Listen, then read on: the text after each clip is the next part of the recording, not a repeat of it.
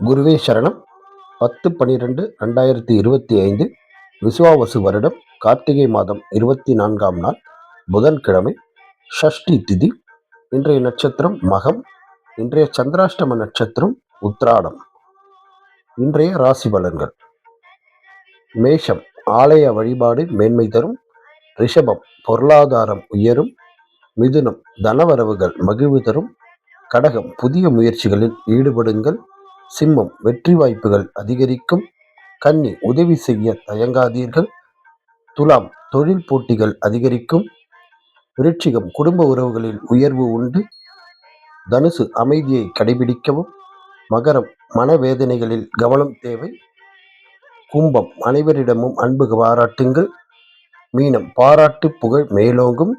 இந்த நாள் இனிய நாளாக அமைய வாழ்த்துக்கள். வாழ்க வளமுடன்.